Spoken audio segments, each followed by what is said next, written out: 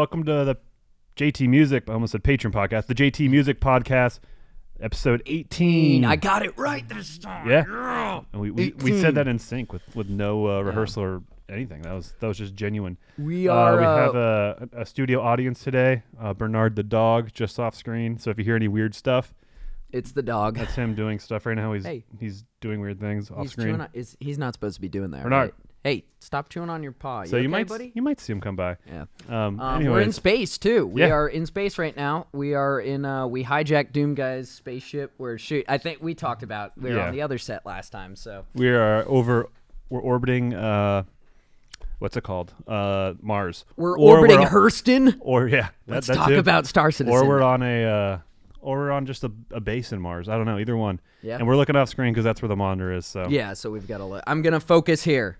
I'm gonna stop making sure that my man bun is tied up and it was perfectly. not to But- rinse and repeat last episode where we talked about Doom, but this is where we are. We're filming this soon. We've already filmed it by the time you see this episode, Yeah. which is cool. And no, we're filming this the day this comes out, which is kind of cool in itself. So that's neat. Yep. But we're filming in here. His office is all done. We're gonna film that as a JC Penney kind of cheesy photo shoot scene for him and Daisy. Yeah. We might do Doom Guy well, with like you a should turtle. probably explain more. I just had my office repainted, so I'm getting my studio redone. So right now it's completely empty. Yeah, so we're so gonna we can use use the empty space to set up a cheesy J.C. Penney type commercial for the Daisy yeah, part the- of the song, with yeah. the acoustic part. You got to get some like faded dad jeans and a white turtleneck, or some kind of turtleneck that'll contrast well with the blue. With the blue, in yeah, there. yeah, But that'll be funny yeah. It's gonna be good. because it'll be like and we're getting the costume in today, so it's all coming together. All the props are painted, so that's fun. And we were talking about this yesterday because we only have 2 sets for like the main portion of the song, not the acoustic part. But I thought it would be so funny to use some of the footage from the cheesy J.C. Penney shoot in the rap part too, even in the Or gritty. at least for like the last chorus, or like whatever the build up is too. yeah, or like the fist clenched and I'm gonna blow. And it's just me sitting with a guitar, like with a turtleneck. That would look so funny. And when is this scheduled to come out? It'll come out whenever. Whenever? Okay, because I was thinking, I'm probably not going to do this, but I was thinking it'd be cool if I could, like, make a metal version of the song and, like, actually put some guitar. Oh, yeah. Like, some real guitar. Almost like, not like a remaster, almost like a remix. But I don't want to tarnish the original because I know people love I it. think reskinning the song with the new video Could be cool. Could be cool. That's what I was thinking, too. But I also don't want to, like, ruin Well, yeah, the image of that's the a thing we can talk that I don't quite understand is when people say that about a song that's been remastered or remixed. Yeah. It's like, go listen. You can still go Just go listen to the other original, one. This yeah. isn't taking anything away from you. It's only adding to other people. And if it didn't hit for you, cool. Yeah. That's like Which- that's like one of those stupid comments like, "Oh, this wasted my time," or like there's just these dumb comments like that. And I think that's a dumb comment is when Yeah. people are like, "You ruined it." It's like, no, we didn't. You can No. go listen to the other one. It's still there. You can loop it. You can do whatever you want with it. You It's don't still have there. to, yeah. Like, It's like- that's a grind my gears segment right off the bat. yeah, which would be a good segue into we wanted to talk about mental health, taking care of yourself today. But no, that's a big one for me is like YouTube comments. Like I've started to read them a little bit more lately, but for years I kind of just steered away from them because I found that they just weren't really good for me. Not like, and funny enough, not just the bad ones, because a lot of the times the negative comments can actually, even if someone's just being an asshole, can still be interpreted as constructive criticism. But like also the good comments, because sometimes I get worried if like, I don't have a direct example, but if there's like, when you have your channel, you have your own subscriber base, you have your fans, sometimes they'll love whatever you put out, which is good. But if you're not proud of something, you don't want to get into an echo chamber of your own fans, if that makes sense. Like maybe I made a song that my heart wasn't in that some people still love, but I'm like, no, my heart wasn't in that. So I've had like some projects where I'll read a comment that's like, oh, I hated this, or it just missed the mark, but I felt it missed the mark. And reading those comments is weirdly validating. It's weird. So I don't know. I have a weird relationship with like YouTube comments in general. Yeah. But yeah. On the top of YouTube comments, I think nothing gets under my skin besides like just kind of like truly ignorant things or like just patently false things or like where people are making claims or talking about us, like our decision making or the trending decisions we're making, just like completely fabricated stuff. It's like, no. Yeah. You're not. Dude, you don't know us. You're not in this building. That's that stuff. And then like anything that implies laziness is an instant like grinds my gears. And I know it's toxic, but I respond to those and I just say no. Sometimes, no, you're wrong, dude. I know they say don't feed the trolls, but sometimes if it really isn't affecting you, if you don't let it devour you, feed the trolls. As long as you're not letting it it bothers me. I'm not stewing on it. It's like it's just kind of like you're dumb. That's wrong. Like. I want you to know that. And that's toxic of me a little bit. But it's in the end, I think it's there could be a lesson learned maybe of like you don't know everything because you don't know everything. You're not in this building. Yeah. So. Like the one you told me about last night, the guy who commented on Twitter, the announcement that we were making an Alphabet Lore song. And some guy said, "Oh, we've lost JT Music," and it's like, and I know what he was insinuating. I was like, "Dude, we got Star Citizen, Resident Evil, Jedi Survivor, I don't know, like 3 other like AAA games. Like, we're not just gonna do this year, like I think we talked about in the last podcast. We do want to try to find some trendy things, continue our channel's growth and stuff, but still balancing our passion projects too. Which is what we've always done. Like one of the most beloved JT Music projects of all time, Undertale.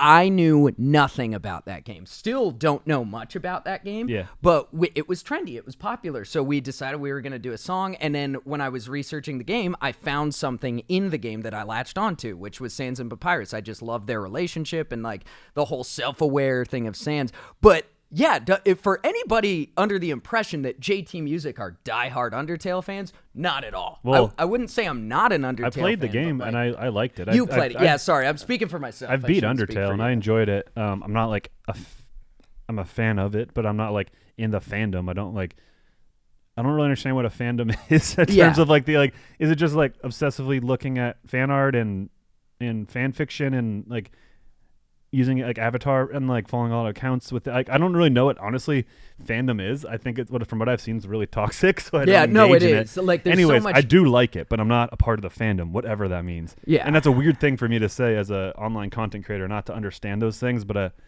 it's probably for the better for my mental health, not to associate my personality and attribute my characteristics or what I want people to know about me to a property. Mm-hmm. I think that's good for my mental health personally. Yeah, no, because fandoms can be terrifying because they can be really gatekeepy and just like if you don't get it right, it can be it can be bad. Yeah. But anyways, fan. Yeah, so he I was just gonna say not as well. Oh yeah, the guy bringing who it back to that that guy that said the thing about we lost JT. I wasn't even snarky. I was just like, no, we still got these things going on. Subtext says you don't need to worry, and then he deleted the tweet. So it's like I got him. And also my response to people who are going to say that, like, oh, JT fell off. Like, I've seen a lot of those comments. Funny enough, seeing those comments, because, like, arguably our peak was probably, like, 2017, 2018, where we had, like, around the time of Undertale and stuff, when we had our big I wouldn't call it peak. Yeah, I wouldn't call it. It was a peak performance. Peak performance. We're still going up. Yeah. We're not even halfway up. But, like what a lot of people, I've seen people say, like, the golden age of JT. And that, like, seeing comments like, oh, either, like, I've seen comments like JT fell off or JT isn't good anymore. Those comments really don't bother me. Like you were saying, the comments that really bother me are like, oh, you're lazy, or, like, asserting something about us that just is patently or just false. the even, like, shipping. It's like, if there's a girl in the music video, it's like obviously they're together. It's like not even a question. Or Skull and Pat Fan are both married to Andrea. Yeah, and which obviously a lot of that's just children, but but that's just more of an example of like just the kind of like patently false weird things that just people are picking up from surface level. Yeah, those are the like, things. There's just no intuition. It's just like picking up a grain of something and like a fantasy within their head, not to be like shipping people. It could be anything. And those comments are actually, I'll correct them, but they're also wildly entertaining and interesting. They can be the more zany they get. Yeah, and it's an interesting insight too on like, okay, well, how I see the Patriots or other teams or film productions and like my whatever I can extrapolate from that is probably way off too. Mm-hmm. Like no one's immune from it, and it's just like a good kind of interesting forced self of reflection. Also, which maybe will come back up in this discussion about mental health. Yeah. But take care of yourself. nothing like starting off a podcast talking about our fans' comments that we rip apart. Well, I mean, it's a big part of mental health as a Yeah. content creator is like social media in general, Yeah. like Twitter. That Twitter is a place that I do not go on at all because people love, like when It's you told recently me, turned into a hellhole of Yeah. drama and ego and like dude, it's thought leadership. It's weird. Dude, Everyone's doing hustling and building their brand, but it's just there's such an explosion of it, and it's so. I see people saying it, and then I'm also hearing from them behind doors like their frustrations with things, and then they're like also doing it. It's just like it's so weird, and it's like, why are you doing this if it's not helping you or not adding any value to your life? It's just bringing you down, and it doesn't make sense to me. That's why why they're engaging in this game. It's wild to me. I never had a moment where I was like, I need to not be on Twitter. It was just over the years because I had a Twitter account back in the day and I never really used it that much, but I just got this vibe. I just didn't like it. So I didn't make a decision like I won't go on Twitter. I just kind of stayed away because I felt like it was toxic. I do think having a place like Twitter is great. It's important. It's a public forum. Like it literally is what the name is, just a bunch of people blabbing at each other. But due to the nature of that, especially in this economic climate, it's like echo chambers of people just screaming at each other. And that comment that we were just talking about, people love on Twitter. Everybody loves to act like they're dropping the biggest knowledge. Like, oh, we lost JT. Oh, looks like Trump's coming back. Oh, Biden's ruining the country. Like people love to drop like I can just picture people when they're tweeting, picturing smugly to themselves. Oh, this is gonna pop off. This is gonna pop off, and I fucking hate that disingenuous bullshit. And I'm not talking about anybody specifically. I'm just talking about that's just like the vibe I get from Twitter. But again, I think Twitter it's good to exist. I think it's good to like have open dialogue. It's weird and it's super toxic, and it just goes for social media in general. Like, I mean, the way we use Twitter is as a brand, and I think that suffers the engagement and growth of that account suffers because of that. Yeah. But it is what it needs to be. It gives you guys updates, information, links, and that's good. And it doesn't. I don't know. Like I've posted a few thought things before, like. We're doing the documentary. And it's like, I've had time to reflect on what nerdcore is, and I made a post about it. And it's just like, I don't know. Even just that, I was like, okay, I'm not going to do this anymore. I don't understand it, and it's even it's that tweet was completely like devoid of any controversy. It was just literally your like what I've public learned meditation on what nerdcore means to you. Yeah. And then some people were not happy with it. We won't go into detail about that unless you want to. No. It's all that. And more to reel it back to the main thread here is the mental health of it and social media. And there's so many people who get off for mental health reasons. Yeah, and I think that's great to do. Get off. Sorry, my brain's get off of the platform. My mind's in the gutter. Sorry, guys. But I think Twitter's a weird one, and I think there's a lot of pressure to like maybe relevancy tied to it within a community. Yeah. And I do admire the recognition or the thought leadership there that people do take, like that they do take and build their voice off of and stuff. And there's nothing wrong with that. But I think for some reason there's such a butting head thing within our community, and I know it probably exists everywhere. And I just can speak to this one because it's the one I'm in. But it's like, I just know it's not helping, and it's also we're not here to. It's just an allocation of effort, I guess, and emotions. Not effort, but of emotions, And it's I don't know. It's interesting, and I think I don't know how to parlay this or transition this into like a mental health discussion, but I don't know. Getting off Twitter, and you don't even have to get off. Just like step back. Yeah. And don't live on it, Yeah. And I think that's more of a lesson in kind of like a self-reflection and like kind of like a self-prescribing of what do I need to do? Like, is this bringing value to my life? Is this making me happy? Yeah. How is it helping me? How is it not? And then you can just change it. And I think that's a normal human thing to do, is just to be in the trenches, like you're down digging a hole and you're not looking up to see the horizon, and that's a normal thing. And so I think that's like, just I think it's a healthy practice to do in itself. And we're Yeah. not here to be therapists or anything like that. We're just going to share our own experiences, our own opinions and stuff. If you're on the fence or something feels relevant to you, don't think what we said and because it connected is going to help you or do something for you. Like, that's up to you to go find and, you know, address yourself with your friends, family, therapists. Like, this is us talking about the topic. We're not here to solve any problems. We're just sharing our experience. Yeah, as well. I just want to put that out Take there. it with a grain of salt. But hey, we've got some experience with mental health stuff, and taking care of yourself. You know what? Going off, well, I don't know if this is a transition, but one thing that I'm really focusing on this year is like, in terms of just kind of changing my mindset about music, which is all very internal stuff. It's kind of, I talked about it a little bit last time, but it's like just kind of altering different ways I produce and stuff, but also with myself this year. Like right now, I'm single. I'm taking some time to just be on my own.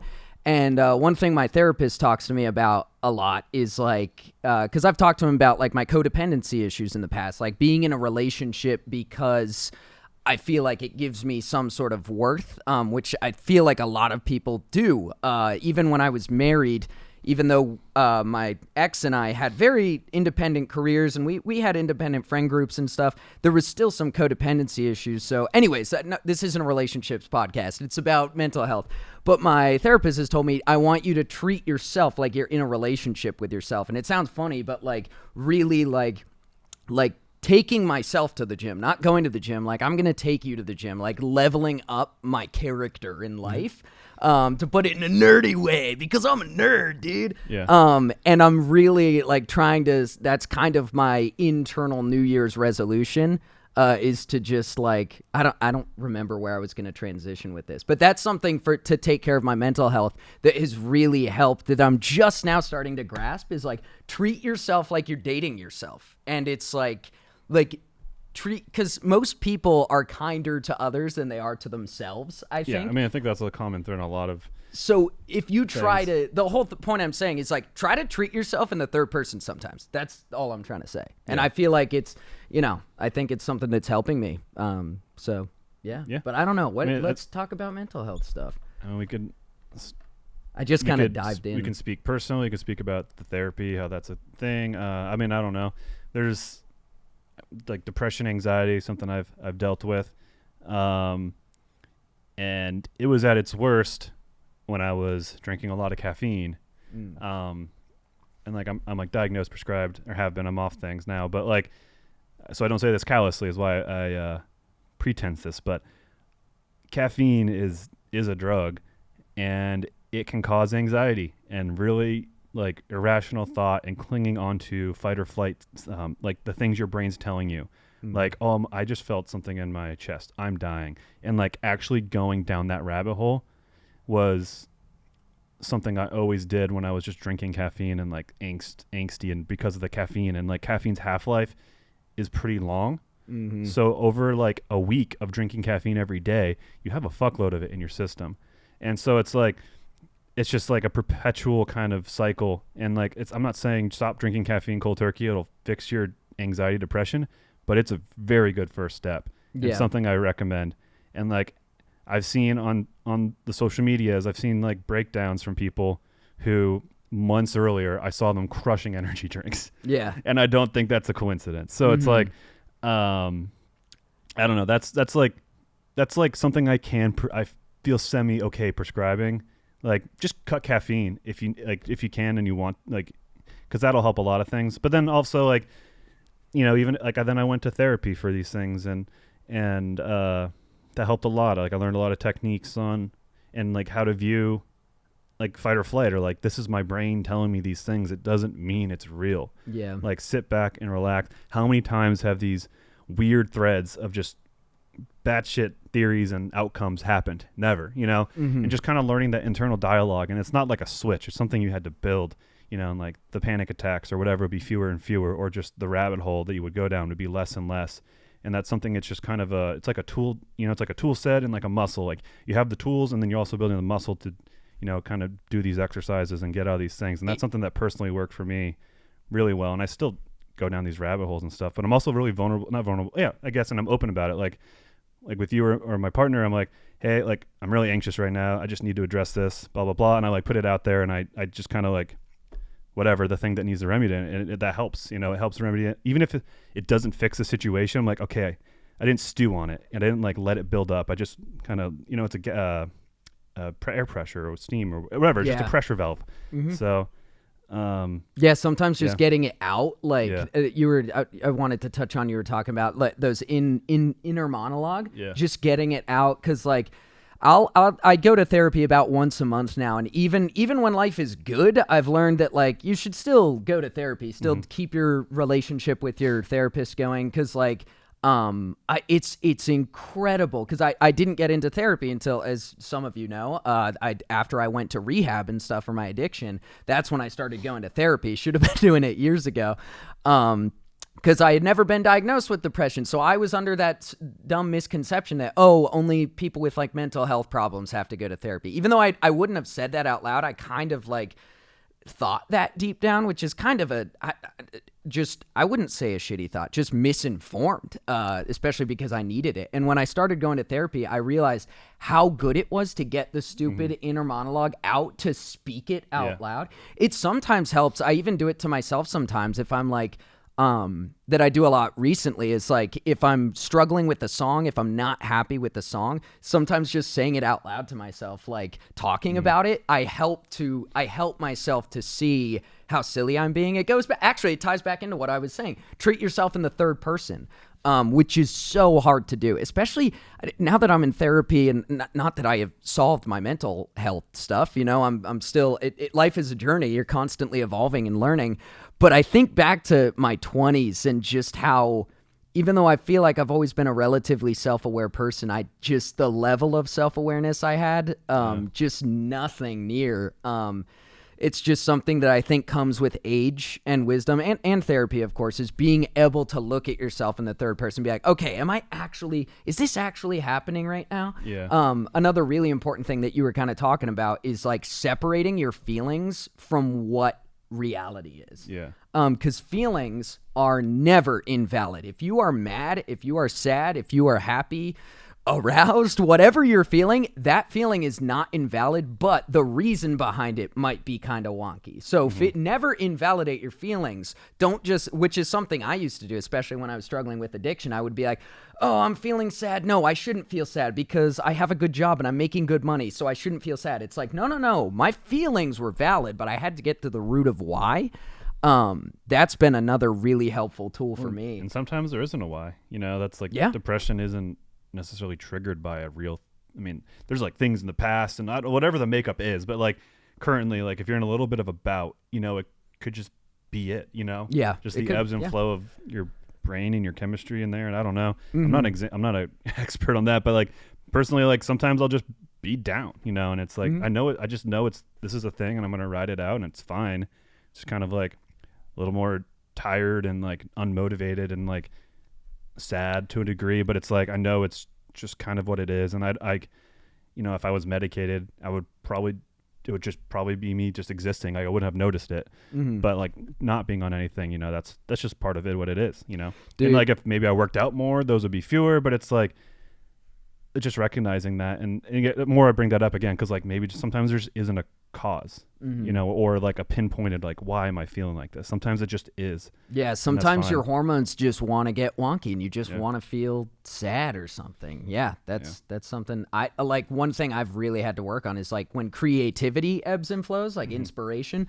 I've gotten really good at just being okay with like, okay, lightning's not striking right now. I don't feel inspired. I'm not happy with this, but like just being able to like walk through that and sit with it because it used to be debilitating. Obviously, when I was drinking a lot, that was one of the factors why I would drink so much, is when that lack of inspiration would set in, my imposter syndrome would kick into high gear and be like, see, you're a fraud. You suck at music. You're a terrible rapper. You're only riding trends. That's the only reason you ever had success, and you suck, and now it's all over. Like that was what I would believe to my core. Even though even while I was drinking, I would try to tell myself, no, that's silly. I believed it to my core. And it's just like, and I still battle some of those feelings on a day where I'm not feeling inspired. I'll still feel those thoughts tickling in the back of my brain, like, you suck, you imposter. But I've gotten all those tools that you're talking about. It quite literally is a tool and a muscle that you're working out the more you take care of yourself.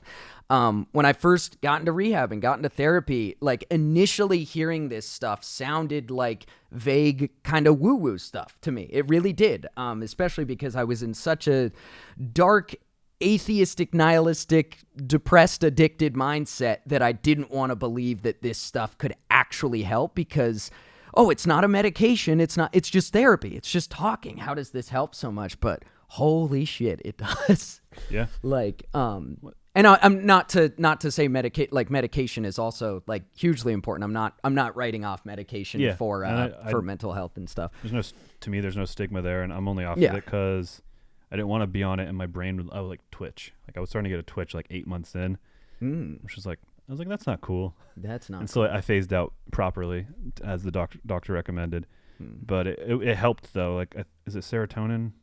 Serotonin. Yeah, like my serotonin had been depleted. And when this is what the doctor probably said was going on. So it's, I think, more theoretical, but I'm sure it's based on something. But like the serotonin would reproduce, but it was the tank was so low. Like say this is my hand, here is the tank. My serotonin was here, and it was only replenishing to here because it was already so depleted. If that makes sense, like it was burning and depleting at the same rate. So my tank of serotonin wasn't high. So I was on medication for a little bit, and now my serotonin's here, and it's probably just going back and forth, at a healthy amount. And so that's why I was prescribed, was just to get that caught up. And so that's also why I felt like I could get off of it. And I feel good. There's a bout here and there, but it's, I have the tool set and the kind of perspective and have gone to therapy, and, that helps. And that kind of, I'm mostly a happy person, and so that's nice. Yeah. A big one is you're talking about just not drinking caffeine, which actually is something I do want to work on this year. I drink a good amount of caffeine. I probably have like 2 or 3 cups a day, just because I love the flavor. It does give me a little boost in the morning, but I could probably afford to cut back on it a little bit. Not that my anxiety is like through the roof, because I'm pretty used to it at this point. Well, but if it's you're having 3 a day and you're not having panic attacks daily, like your body's taking it pretty good. I'm not, but every once in a while, and because I do drink a good amount of caffeine, I'm actually really good at calming myself down. But every once in a while, I'll have a day. Working out does help. Burns energy. But some days, like if I don't get time to go to the gym or whatever, and I've had a good amount, I've had some days where I'll just be like, fuck, I just feel like death. I'm so like, oh, how much caffeine have we had today? That's why. And it's like, it's actually a comfort. It's like a wave of relief. It's like, oh, that's why. Okay. Yeah. Like when humans love causation, we love to find the reason for stuff. That's I remember 5 or 6 years ago now, and I was like, I just always feel so shitty and anxious. I don't understand it. I was talking to my therapist about it. I don't think he even recommended not having caffeine. I didn't like that therapist, but like, it's just like again, it wasn't like the end all be all of my problems, but it was just so funny. Like I was so fixated. Like I feel so not good. Yeah. Like I feel normal, but I just don't feel good. Yeah. I feel anxious, and I didn't get it. And that like was my body feels fine, but like something. Yeah. It was such a weird state of being that I was for like a year and a half. Also in a bad relationship too, so it was like really confusing. Relationship has a big effect. Yeah. I don't know, like, and it's a bummer because like I'm so sensitive to caffeine. Also, why I can't drink it, and I also have a heart condition where I can't drink caffeine. But besides that. And the anxiety, but like caffeine affects me like he'll eat a Snickers bar. That's his cup like of coffee. Like dark chocolate. I can actually feel a boost for a little bit. Like my body's super sensitive to caffeine, which loves to tool on you for that. Yeah. But it's like it's a stimulant period. But like to me, it's like a stimulant. Like I'm good. Like if I drink a cup of coffee, when I do, and I'm like cold turkey now, but like when I do, I can like knock out like 12 hours of work in 6 hours. Like I'm like zinging. It just hits me and I'm going. But then like around kind of hour 7 or 8, I feel shitty, and then the rest of the day I'm anxious and I have to work out or something like that. Yeah. But I've had to cold turkey it because my heart condition is a condition where my heart beats fast essentially, and caffeine is a stimulant. Yeah. And so I've had a few heart episodes recently where it's like I was drinking caffeine, I need to stop. and it could be my body getting older too, where it's a lot more sensitive. But I did want to go. I was about to transition off that, not just with caffeine, but another popular liquid that a lot of humans consume is alcohol. Obviously, your boy's got some experience with that beast. But there's this podcast called, it's a guy called Andrew Huberman. He's like a neurological, I should know. It's this podcast on YouTube my brother came across. He's just like this super smart guy who just talks about, like, I don't know that much about his podcast. I've only listened to like a couple episodes. He has an episode with Rick Rubin, who's one of my favorite music producers, who's like the Gandalf of music production. He's so cool, and he's very elusive, and he doesn't do a lot of interviews, and he did a 3-hour interview with this guy, which shows that this guy's a real deal. But anyways, Andrew Huberman talks a lot about mental health, and like the first podcast I listened to by him was about dopamine and like managing your dopamine on a daily basis, and like under what we were just talking about, understanding when you're in your dips in dopamine and when you're feeling good and how to manage it. Something that I found really interesting is like you get a specific amount of dopamine from whatever activity it is you're doing based on how much you like it. So if we do the exact same workout, but I like working out and you don't, even if we do the exact same physical thing, I will get like twice the amount of dopamine that you will, which makes sense, but it's kind of interesting to learn that like, oh, it's not just the physical thing, it's a mental thing too. I thought that was cool. Anyways, he talks about how alcohol, even consumed at like normal levels, like a couple nights a week, can really mess up your everything. Which like more than you would think. That might not surprise a lot of people that like even having a few drinks a week might be affecting you in a really negative way. But it has a bigger effect. I'm not putting into words because my brother was just telling me about that podcast. Yeah. But it's like I guess it's some relatively new information that's coming out. Just how bad alcohol actually is. And obviously, I have firsthand experience with it, so I'm never gonna sit here, and I think I've said this before. I'm never gonna sit here and be like anti-drinking. If you like drinking and you can manage it, and your life isn't falling apart, hell yeah, have fun. There's nothing wrong with drinking, unless it's a problem for you. But I just think that's just something I wanted to mention today. Is that like if I don't know if anybody out there happens to have a few drinks a week, and because it just sets you back so much. You have a drink and then you wake up the next day, or a few drinks and you wake up the next day, you're a little lethargic. It just like, I don't know, it's like hitting pause on life a little bit. It's like, I don't know. The only time I drink really at all now is like all the boys are in town kind of thing, or like like Christmas Eve with the family, like those kind of occasions. Maybe a red glass of wine here and there, or a drink at a nice brewery or something, but it's just like, I don't know. Like I'll probably have 5 drinks a month maybe, if I averaged out. And even then, it's just like when I drink, it's like, oh, I'm tired. I feel heavy.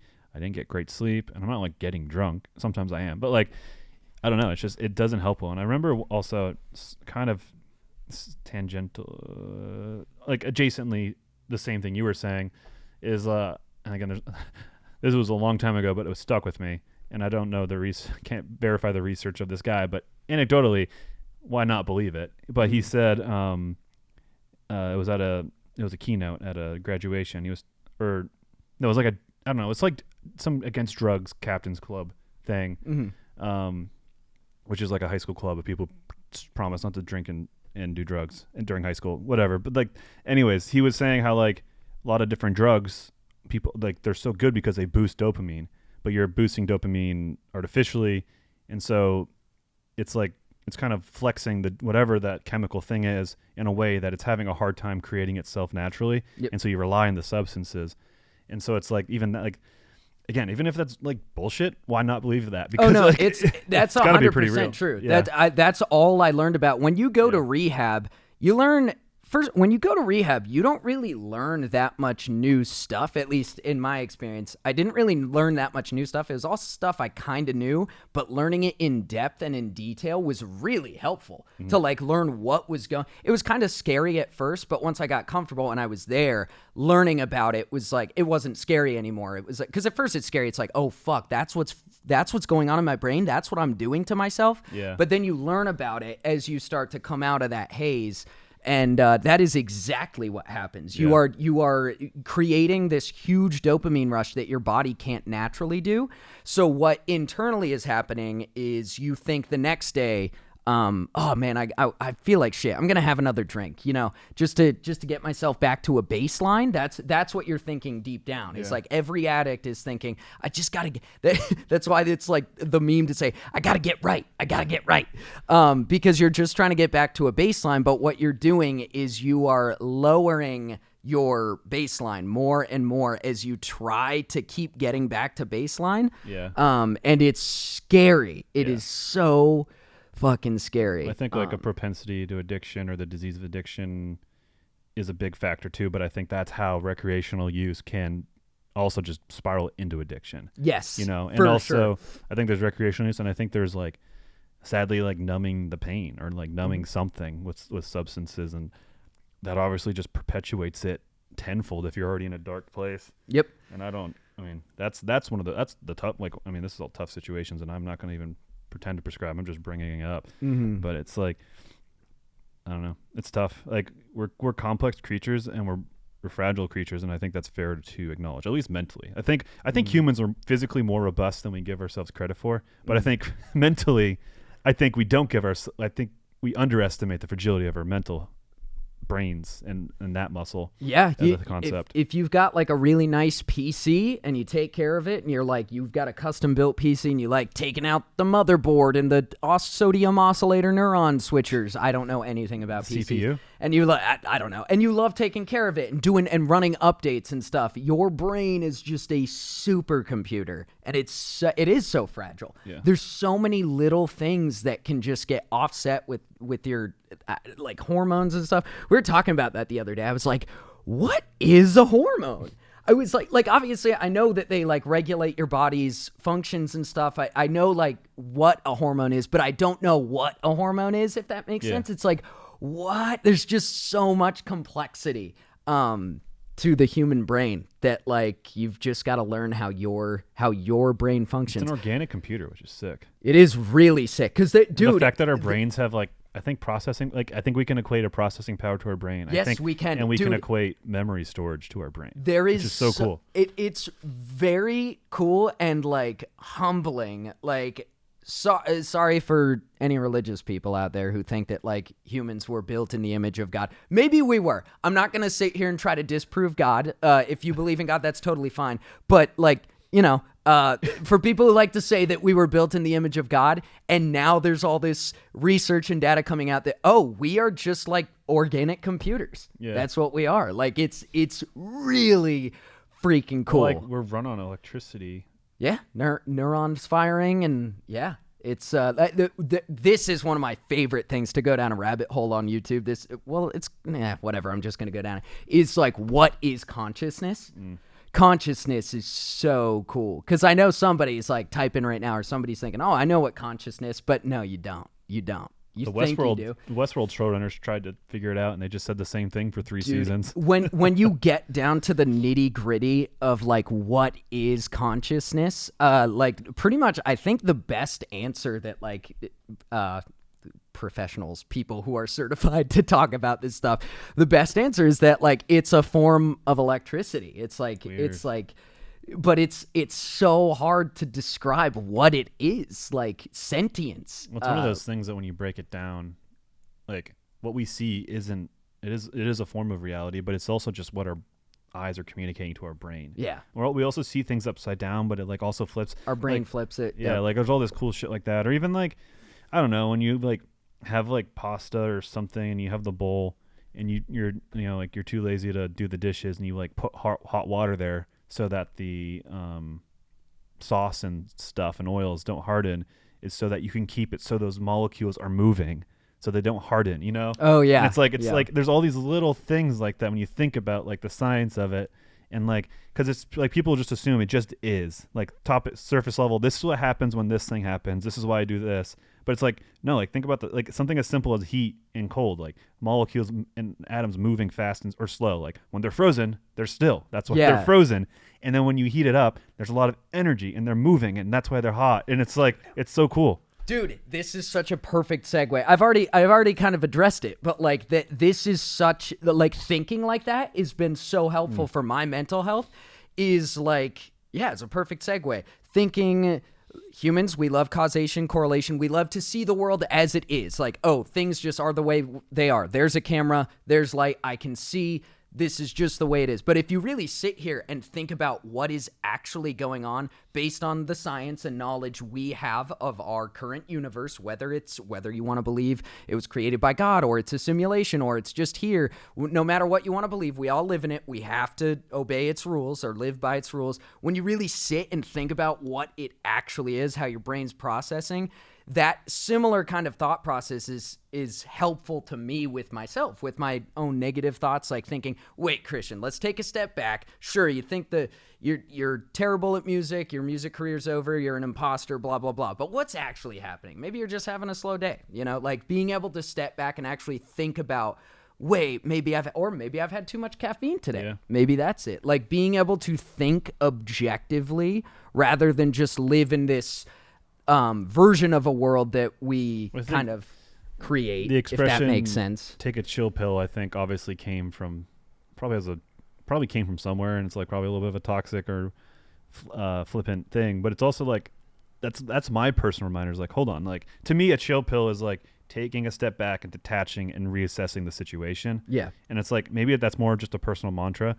And like that's how I I kind of get to that point that you're talking about. Is like I say, okay, I'm gonna take a chill pill, and step out of your head. But it's funny when you think about the implications of when people were saying that callously. Oh yeah, like take a chill pill. Oh yeah, if like imagine someone actually has a severe anxiety disorder or depression, like back in the the 50s. Yeah, that's what I'm thinking. Yeah, like take a chill pill, or like the people who shall remain nameless who think that mental health is just like a weakness, right? Or like people are just like, I think those people are getting pushed out the door. The people who are that depression doesn't exist and stuff. Yeah. It's like, well, I think like those guys got to be like trying to be wrong, like say that shit to get attention and be like outrageous. I think so. That's outrageous, and obviously maybe there's if they are real serious, then they probably have some issues themselves, and it's coming from a weird projecting place. That's just, I mean, like fuck them, like honestly. But yeah, I mean, hope they get help and figure themselves out. These people, I'm not even think. I mean, I've seen these videos, and I'd like, to me they're outrageous for the sense of getting attention. Yeah, but if they're serious, and also they're perpetuating like usually toxic masculinity as well. Yeah, which I think is super misunderstood. Like I think. And a lot of particular right people, like on the right side of the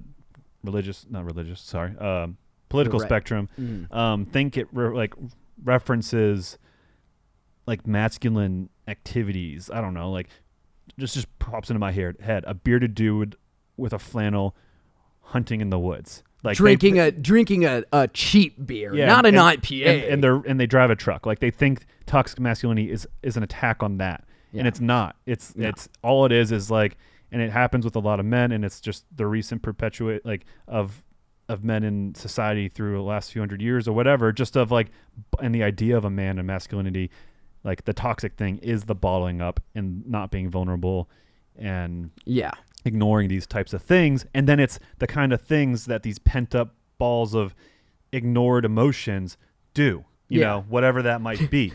Like it could range from a school shooting to yelling at the kid, you know, which is a huge range, but like toxic masculinity is just like, it's such a, like, it's just, it's toxic. That's why it's called toxic masculinity. It's like this bottled up thing that's perpetuating shittiness. If people just realize they're human and deal with their emotions, it's wild. I have a specific thing that's very popular right now.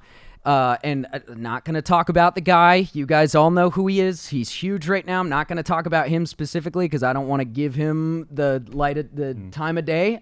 He's just popular in the manosphere right now. But one really popular manosphere right now that is a super toxic masculine thing that I've seen like multiple times is this notion that you have to bottle up your emotions, especially with your girlfriend. If you are a straight dude and you're dating a girl, if she ever, I've seen multiple manosphere guys and a lot of people react to this kind of stuff. If you show her your vulnerable side, or if she sees you crying, she's going to think you're a pussy, and she's going to cheat on you, and she's going to leave you.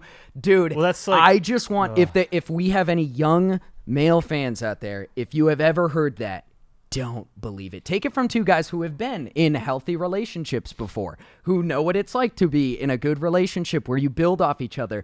Oh my goodness, there's so much stuff in the manosphere that is patently false. That is the biggest one. That, like, you can't be vulnerable with your partner. And dude, the people who latch onto that. Hey, and every relationship's different. Who knows? Maybe there's a couple out there that live like that, and the guy is classically, toxically masculine, and they're somehow in a happy, healthy relationship. But holy freak, if I can't just say that is so objectively wrong. That you can't show vulnerability to your female partner because girls don't want to see. Girls only want a macho like guy who doesn't show his emotions, and that is It's problematic. It's super and it's problematic. Somehow still perpetuating in this day and age, and I think people are becoming more and more vulnerable and understanding of emotions. But there's still an equal side that's hardening their shells. Yeah, which is sad. Dude, that happened to me in my marriage. Like when my marriage was starting to fall apart, even though I feel like I've always been a pretty like in tune with my emotions dude, like I'm not afraid to cry at the movies, or like I don't know, I've never thought of myself as like a macho alpha male, but I didn't realize how much of my own toxic masculinity, and I'm pretty sure I've talked about this before on the podcast, had prevented me from like having an open dialogue with you too when I was struggling, like just talking to you about how I was struggling with my addiction, even though at the time I didn't really understand. I thought it was just mental health, and just bottling it all up and just not wanting to talk about it, and like not even being able to realize, even though I would have told you at the time, like, yeah, toxic masculinity sucks, not realizing that I was feeding into it. But again, like you said, it wasn't in the way that a lot of people perceive toxic masculinity to be, like, oh, it's just an attack on manhood. Yeah. It's like, no, it's just these things that are part of our culture that have been a thing, that you're supposed to be a man, you're supposed to, that like, sure, maybe that was the thing back in the 50s or whatever, but the times, they are a-changing. With Bob Dylan leading the way. Yep. Yeah, it's funny. I obviously I like guns and stuff, so I felt like I watched some gun content, and it's funny to see the disconnect of some of the things that they think of other, just things they don't understand, but they're trying to understand it. And this one guy and another, it was like a collab video, and they went off on toxic masculinity, and they thought it was about like them not being able to do manly things and like going out and hunting for their family and all this stuff. I'm like, oh my God, you guys are missing the mark so hard. It was so embarrassing, but it was so funny. Yeah. And well, I don't, these guys, there's not bad implications. They're not perpetuating it. They were just ignorant. But I don't know. And people on that, the left, to me, do that's it when too. that's when I was like, this doesn't feel right. And then I did a bunch of research and was like, this makes a lot of sense now. And it's like, and I think the people who are ignorant to it and think it's attack on their manhood, their lifestyle, the conservative lifestyle, if you will, if they'll kind of like, people put up walls, and then the misunderstanding or whatever they think of the left, and the softness they may perceive of it or whatever. It's just like, again, the divide's just furthering. And all it is, it's a common human thread of just like don't take care of yourself so that you aren't shitty. Yeah, that's all it is. Yep, that's all it really comes down to, and it's just funny. Yeah, it's not funny, but it is in a ironic way. It is. And yeah, it's even funnier on the right, because both sides are guilty of that kind of stuff, but it's even funnier on the conservative side, because conservatives are all about like taking ownership. You have to take care of yourself and nobody's going to do it for you. Or, I'm painting with a very broad brush, obviously. I could do that with the left too. But that's a tenet of conservatism, is like, you got to pull up your own bootstraps. And like, I like that in a certain degree. It's just like you have to take things from both sides, which is why nuanced takes are where you should be. But if you want to be an influencer or something, you shouldn't be, because you want to be an influencer in nuance? Good luck. No, You got to lean into it. Grift, motherfucker. But What was I going to say? Oh, yeah, it's just funny because it really does come down to a little bit of that. Like, you got to take care of yourself. Like, I did want to talk about at some point. Obviously, huge thing for me, exercise, working out. But I also understand, like I mentioned earlier, that might not be the thing for everybody. It might not be everybody's, like... Well, I think it's, like, without fail and proven and established that working out, you have higher energy, you have more motivation, you feel better, like without a doubt. And like, I don't know, like I was super active throughout high school, but I didn't appreciate it and understand it. But, you know, since like being a high school athlete, you know, I've had stretches where I was working out a lot and you just feel generally better.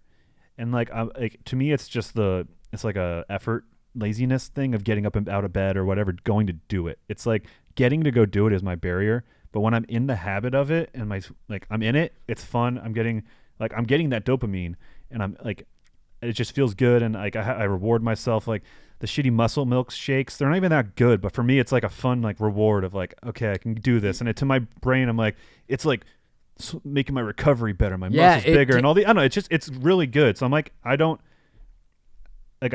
not like right here sitting next to you like, oh yeah, working out's going to make me a happy guy.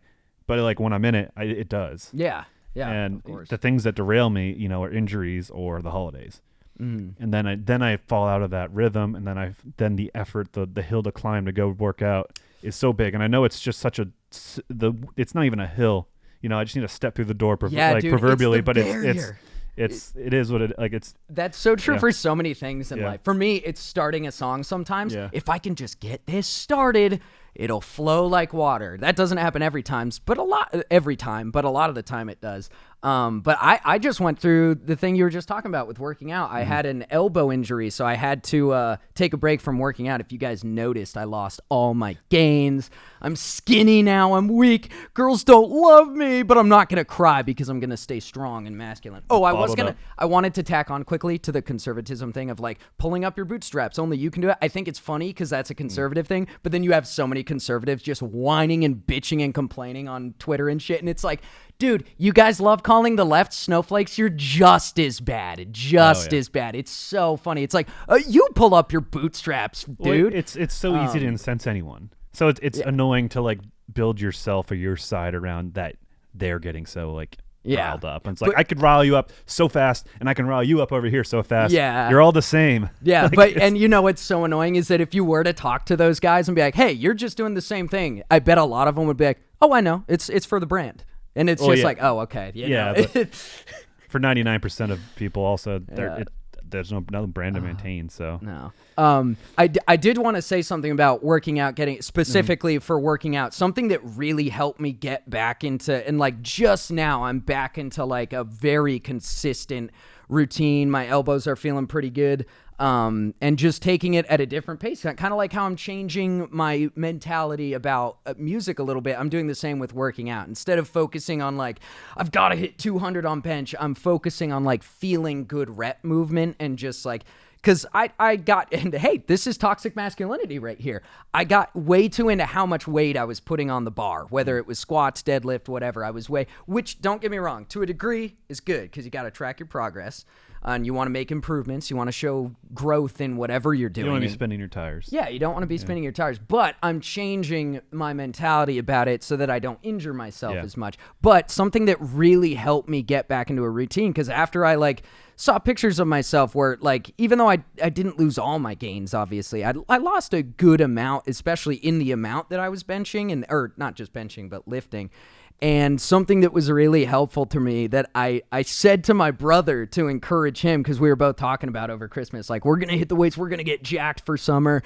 And I was like, I told him to comfort him, and it comforted myself. I was like, you know, dude, getting back in the gym after like not having been in a while is the most badass person in the gym, is the person who's just getting in there. If you're already in there and you're absolutely yacked, like, don't get me wrong, that's awesome, good for you, keep it going, love the motivation, love the inspiration. I love jacked guys, I love seeing ripped guys in the gym, it inspires me. But the most badass guy in the gym to me is the guy who's really skinny or really out of shape and is just getting after it. That is the most badass, because that guy is at the beginning of his montage.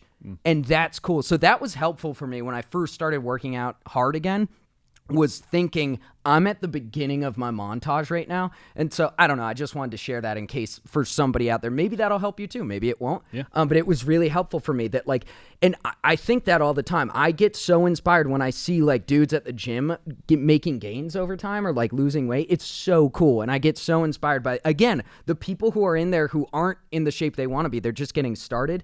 And you see a lot of that at the beginning of the year. Unfortunately, we all know they fall off by February.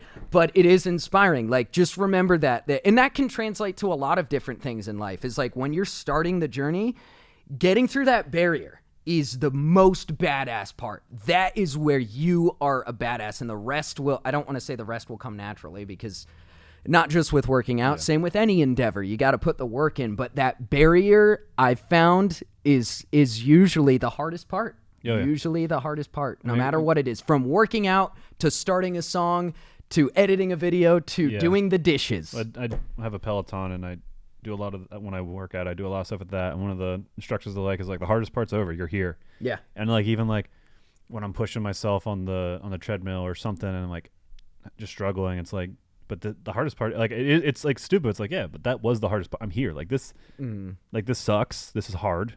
But it's like, I know I'm going to feel great. And like, I think that payoff, that like high after a workout, and that carries through for a whole day. Yeah. Like it's, I don't know. It's like it's probably the most natural form of a drug is stimulating yourself in a healthy way, physically, non-sexually. Yeah. Which I'm sure that could actually carry you through a day well. Sex does, on average, sex ups your dopamine by 2, multiplies it by 2. By 2 dopes. By 2. Well, yeah, by two dope levels. It doubles your dopamine. Something you were saying average. or made me think of something you vocalized before, but I can, from personally, like with our like release a week and like getting things on time was like such a big thing. I put pressure on myself and on you, but it was like, it was very big internally, personally. And I was like, you know, after like, we stopped for a while, and like when I isolated like kind of what was motivating me and like hitting the week release. And it's like say we like didn't hit one, you know, or one was a few days late. It's like, you know what difference does it make? And then like, how do I feel now? It's like, you know, it doesn't matter. Cause like it doesn't matter. And, that's more so to say is like, again, and I think we touched on earlier, is a lot of the pressure and a lot of the anxiety and all this stuff comes from internally. Yes. And these rules and these things that we make up in our head that have to be a certain way. Yeah. And like, you know, there's things and deadlines in life and what have you, but like, you know, I don't want to encourage not doing your homework or being a bad teammate at your work, but like a lot of like if you step back, there are a lot of things where it's like you're just putting a lot of this on yourself. Step back. And if it is something that has a hard deadline because your team and tax season or whatever the fuck it is, like take a step back, take a walk. You know, like there's different like levels, but overall it's like, it's just truly like looking back and like taking a step back and asking yourself, what is the issue here? What is, I don't know. It's just understanding, like, I guess it's like, what if that worst case scenario does happen? Yeah. You know, it's like most of the time it's like, it's fine. Yeah. You know, self-imposed expectations are extremely dangerous, especially for if anyone is in a similar field to us, where you're self-employed. Self-imposed expectations can be brutal. Like a big one for me that I think I've talked about is like thinking that the audience, that you guys were expecting me to make another, like, join us for a bite or something equivalent, and like it was something that I was expecting of myself. Like I was and when I really like, I'll never forget. I think I might have told this story before, but my first therapist, my first therapist I ever had in rehab. We were talking about like music stuff and self-imposed expectations, and she was like, and I was just talking about like, yeah, like if Join Us, I guess I have this fear that like that song, the biggest one on our channel, is going to be the biggest song and my greatest piece of work I'll ever do. And she was like, well, what's the name of that song? Join Us for a Bite. So let's say that. Let's just say, for argument's sake, that's your greatest piece of work you'll ever do. That's your biggest success. That's your claim to fame. How does that make you feel? And I was just like, relief. And it just hit me. And she didn't like, this is why she was such a good therapist, that she didn't look at me like, I gotcha. She literally asked me to see what I would feel. She wasn't trying to like get a gotcha. She wasn't trying to do, see, I fixed you. She was just like asking me. And then I said, I was just like, I feel like kind of relieved. And she was just like, she was kind of like, had the same like kind of surprise that I did. I was like, oh, I'm fixed now. Like, obviously I wasn't fixed at that moment, but just little moments like that were so helpful where I just relieved myself. I was like, I don't have to live up to that because I was the one expecting me to live up to that. And it sounds so silly. You'd think I could have, but I had to go through all of that to learn it. Yeah. And it's just, self-imposed expectations. Again, sometimes you need them, you know, you got to set yourself, you got to discipline yourself, but you also need to like, I don't know. Yeah. For me, it was, in terms of the thought process, was like, it has to happen. The fans are expecting it. We can't let them down. Yeah. Our obligations as a brand, like more so like if we can't show that we're reliable, then like others won't respect us and these different things. And then obviously when the content stopped and realizing like, oh, no one cares yet. Obviously within a window, people started like saying something, but like, I was like, oh, okay. Yeah. That was kind of liberating and like, oh, that was just made up, you know? And so I don't know. It's, but these are all things we came to from going to therapy, and I recommend it. And obviously it can be expensive, and you know, but I think what you know, obviously like living and eating and stuff, like there's obviously a hierarchy of needs, but I think also your self-actualization is at the top of hierarchy of needs. Yeah. So like it is worth it if you think you need it, you know. Yeah. And so I recommend it, and there's tons of options there, and I think, you know, be picky to an extent too with your therapist. Find the right fit. You know, no one's within that profession takes it personally if you're not connecting as well. And if they do, then you shouldn't have that therapist to begin with. I have heard some, not horror stories, but some bad stories about like a therapist actually getting a little upset at somebody, and that's a therapist you don't want, because like you said, most therapists, there's nothing. You should shop around for a therapist. You want to develop that relationship, and again, like it's for me at least, it's still important to like still go to therapy even if you're having a good, you know, just to check in with yourself, because you're checking in with yourself. That's all therapy is. It's somebody else to like kind of just get all the stuff off your chest. This word's thrown around a lot, but it's just like it's a safe space kind of thing, you know. Like, and that's why you want to feel good about them and vet them too, because you're trusting them, you know. Also, and there's inherent trust. And I only stopped because my therapist got pregnant, or I was like, I don't know, 7 or 8 months pregnant. I was like, hey, I'm like stepping aside, gonna have this kid and all this stuff. So that's the only reason I stopped. You know, once she's back, you know, I'm probably doing a monthly check-in thing too. But I also wanted to see how I felt, you know, also out of it. And you know, well, there's some things, you know, I can work on in terms of like sharpening the tool with a whetstone, you know, whatever, or working out that muscle proverbially. Like, but you know, it's also interesting to see how much that working out, I guess, has carried through, and how much I can keep those muscles worked through without that.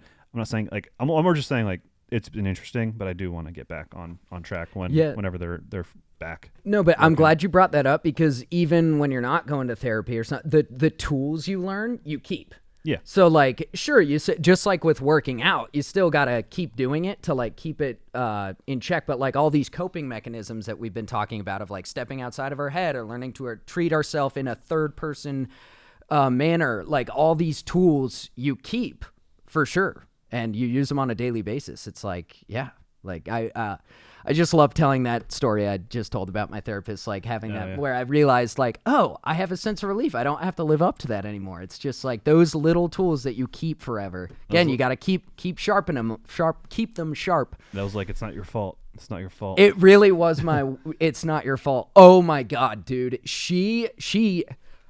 I'm going to cry thinking about this. Dude, I told you about this. She gave me a Good Will Hunting moment. Oh, really? She did. I think I told you about this. Okay, dude, I'll cry just thinking about it. Holy shit. My last day of therapy with her, the last day I saw her in person, I said something like, thank you so much. You just reached into the muck and pulled me out, and without skipping a beat, she said, I didn't have to reach that far.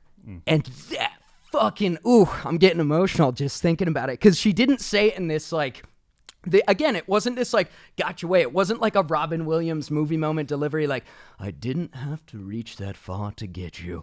It was just so genuine and, like, so real. I like broke down crying in joy. It was just like such a beautiful moment, and I still keep in touch with her every once in a while. She's not my therapist now, but I still email her to let her know how I'm doing and just check in with her. She's now like the head clinician at the rehab I went to and stuff, which is really cool. She is like, I may not be a religious person, but if angels exist, that lady is one of them. She's incredible. But yeah, that was my Good Will Hunting moment. It was just like, it's not your fault, Will. It's not your, don't do this to me, man. He like punches him too. Yeah, he's like pushes him. That's a good movie. Watch it. Dude, Good Will Hunting. What an amazing movie about self-actualization. Yeah. You know? Ben like Affleck. if you're still here, we're watching Pat's games in 35 years. I'll fucking kill you. Yeah. That's not a threat. That's a promise.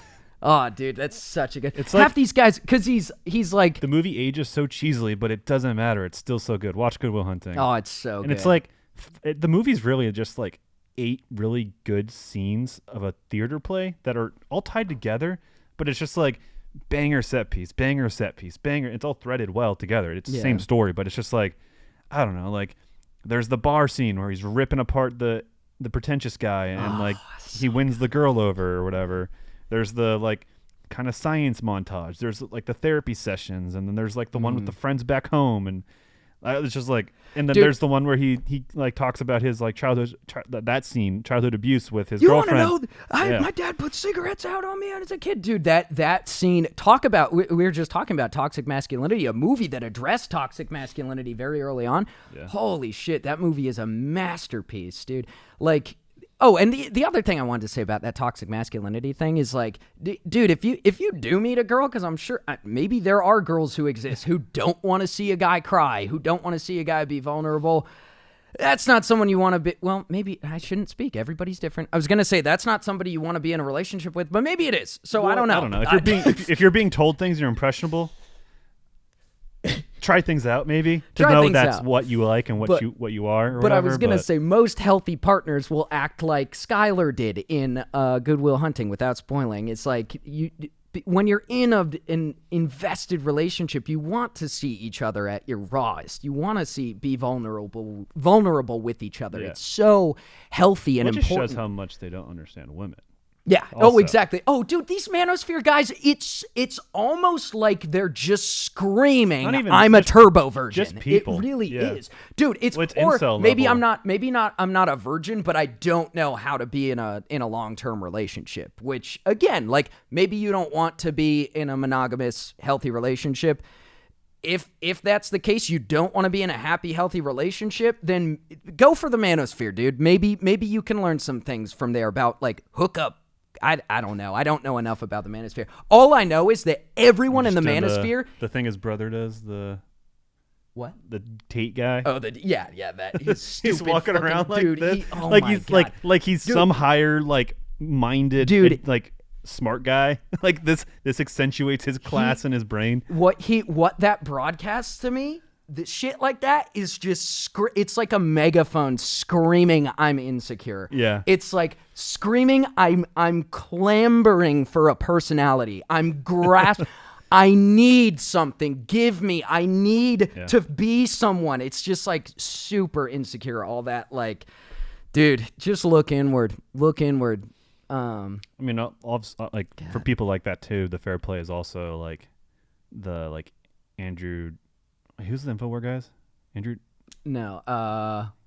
Fucking Jones. What's his Alex name? Jones. Alex Jones. Like a lot of he's just peddling shitty products and getting rich off of people. Well, he's not rich anymore. That's true. He's like, deservedly so. But like that concept, like a lot of those guys are just perpetuating and going after vulnerable people. Yeah. And like monetizing that. So I don't know, like, yeah, dude, like Andrew Tate's brother walked around like this. I don't know if he's actually insecure. He's just like Kardashian it up, you know? Like, yeah, true. Like he's building a character and like going after people who will buy the products they peddle. When I say insecure, but those people do exist also that like mask things with stupid shit that's just like bad and toxic and weird. when I say insecure, I mean for those guys specifically, I do genuinely believe that those guys who I don't want to name. Well, it's an act and they're peddling it, but they are for sure dudes with issues. They're just they have issues, which is why I say insecurity, because obviously the word insecure evokes a very specific image of like, but like insecurity can manifest in many different forms, and like you're right. as somebody I don't consider myself to be a paragon of like health and mental well-being, even though I think I've learned a good amount, and I've taken pretty good care of myself. I feel pretty good about myself and my brain and where I'm at right now, that when I look at people like that, I just see like so much of like what we just said, like, oh, you got some work to do, man. And you know what? Even though I may vehemently disagree with you and think you're objectively a shitty person, I do wish the best for you. I'm trying in criminals in most cases. Well, I don't know. Well, for criminals, obviously, screw them. But I don't know. I was just mentioning before the podcast, I do want to believe in this hope that like everybody is redeemable. I want to believe that. I know that's not the case in some cases, but I do want to believe that. I want to believe that people can come back from shit. That's a huge part of my sobriety. My recovery is like that. I met some friends in rehab who had done some horrible things in their addiction. And addiction is not an excuse necessarily, nor is like just having a shitty mind state or just being a shitty person. But I just like to think that people can be redeemed.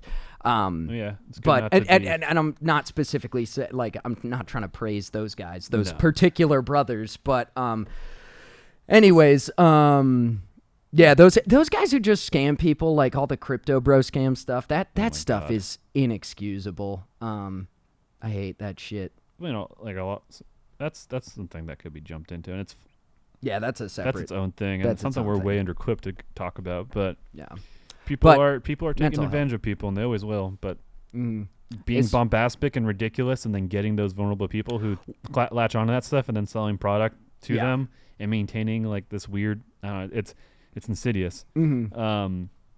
And it won't. And the other thing is like specifically because I think I won't talk about the crypto stuff, but specifically with the manosphere stuff, like they do prey on guys with mental health issues, with toxic masculinity issues, and tell them that we're going to teach you how to have a great life. We're going to specifically teach you how to get women. I firmly believe they are intentionally telling dudes terrible stuff. To lessen the playing field. I believe that. That might not be true, but I firmly believe those guys, like the Tate brothers, are telling all this horrible information while in the back, behind the scenes, trying to loop you into their pyramid scheme. Yep. And human trafficking, and telling you how to do all this stuff that is objectively terrible advice that will never get you laid or get you a girlfriend. To lessen the playing field, so there's less competition. I firmly believe they're all doing that, all of them. And hey, you do you, guys. You do you. Yeah. Let us know how it goes. I know the kind of girls I want to date, and I'm very looking forward to meeting her where and whenever she is.